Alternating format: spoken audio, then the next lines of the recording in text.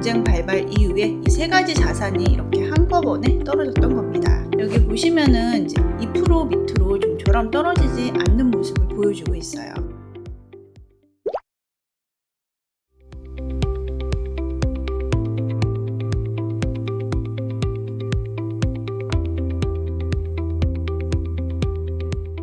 안녕하세요. 머니부티크 김정란입니다. 반갑습니다. 여러분, 물가가 왜 중요한지 아시나요? 이 물가가 우리가 투자하고 있는 주식하고 장기채하고 금에 다 모두 영향을 미치기 때문이에요. 그래서 오늘은요, 이 물가와 관련된 이야기를 좀 해보려고 합니다. 마침 어제 미국의 CPI가 발표가 됐거든요.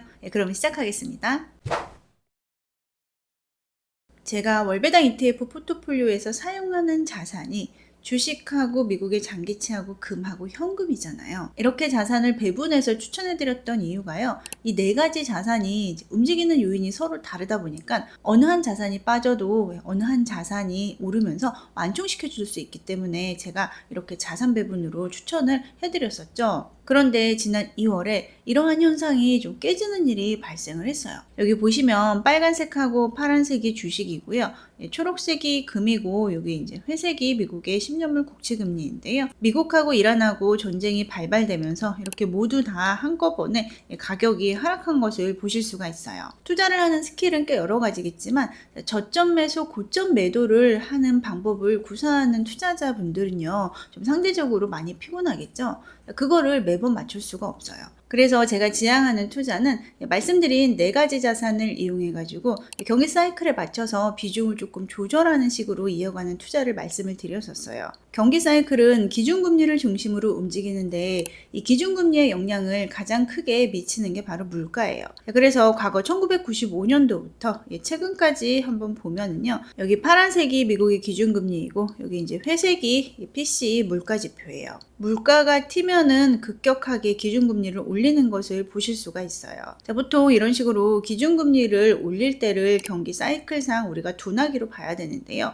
이 둔하기일 때는 주식도 그렇고 미국의 장기채도 그렇고 금도 그렇고 오르기가 쉽지가 않은 환경이 됩니다. 자, 그래서 둔하기가 온다고 했을 때는요, 네 가지 자산 중에서 현금에 가장 비중을 많이 둬야 되는 시기예요. 그런데 지금 시기는요, 고금리를 지나서 금리를 인하하기 시작을 했고, 자, 물가가 잡히면 금리를 더 인하할 것을 보고 있던 시기였죠. 미국의 실업률도 높지 않았고 경제지표도 양호하게 나왔었어요. 자, 그런데 전쟁이라는 특별한 이벤트가 터졌죠. 자, 특별한 이벤트가 터지면서 이 세 가지 자산이 모두 떨어지는 둔하기와 같은 환경이 잠깐 왔던 겁니다. 그래서 전쟁 발발 이후에 이 세 가지 자산이 이렇게 한꺼번에 떨어졌던 겁니다. 그런데 지금 종전을 하기 위해서 미국도 그렇고 이란도 그렇고 노력을 하고 있죠. 촬영일 현재 지금 휴전 중이고요. 미국하고 이란하고 지금 첫 종전 협상이 곧 이뤄집니다. 물론 지금 미국 측이 요구하는 거와 이란 측이 요구하는 것을 봤을 때는 상당한 이견이 있어요. 합의가 막 극적으로 타결되거나 그러지 않을 가능성은 있는 거죠. 그래도 시장은요, 지금 전쟁에 의한 모든 악재를 다 반영하고 반등하는 모습을 보여주고 있습니다.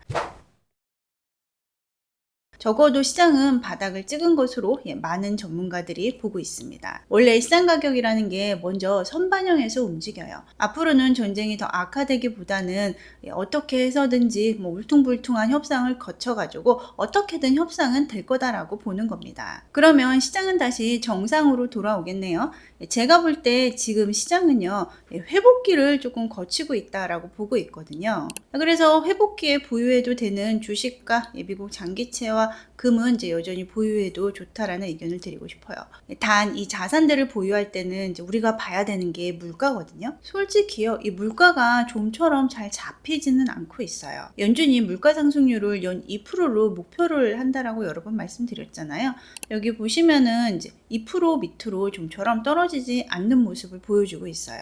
제가 지난 2월 영상에서요, 미국의 기업에서 부담하는 관세를 이제 기업들이 소비자한테 전가할 것이다. 그래서 소비재의 가격이 오를 수 있다라고 말씀을 드렸었어요. 그만큼 물가가 2% 아래로 내려오기는 쉽지 않은 환경이라는 거죠. 그래서 우리는 투자를 하면서 이 물가 추이를 좀 항상 주의 깊게 들여다봐야 됩니다. 어제는 미국의 3월 CPI가 발표가 됐는데 직전월보다 CPI가 좀 더 높게 나타나긴 했지만 예상치보다 낮게 나타나면서 시장의 충격은 조금 덜했습니다. 전쟁으로 인해서 유가 가격이 많이 치솟으면서 이제 미국의 물가도 많이 치솟을 줄 알았는데 생각보다는 미국의 물가가 덜 오른 거죠. 그 이유는요, CPI에서 에너지가 차지하는 비중이 낮기 때문이에요. 과거에는 CPI에서 차지하는 에너지 비중이 꽤 높았거든요. 근데 이제 갈수록 그 비중이 이렇게 줄어들고 있고요. PC에서도 마찬가지로 에너지가 차지하는 비중이 이렇게 낮아지고 있어요. 그래서 전쟁으로 인한 유가 상승이 미국의 물가 상승 폭탄으로 떨어지진 않았지만요. 그렇다고 우리가 안심은 할 수 없는 게 관세로 인해서 물가가 좀처럼 잡히지 않는 환경이 이어지고 있다는 겁니다.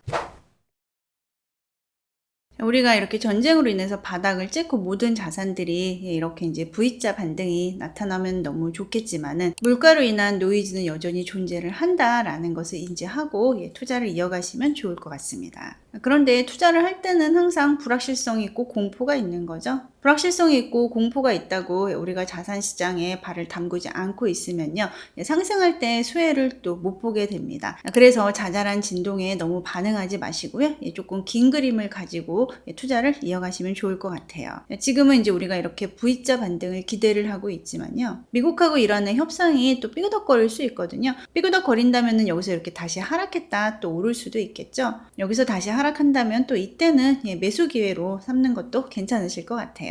오늘 영상에 대해서 의견 있으시면 자유롭게 댓글로 달아주시고요. 제 책과 제 멤버십에도 많은 관심 부탁드립니다. 감사합니다.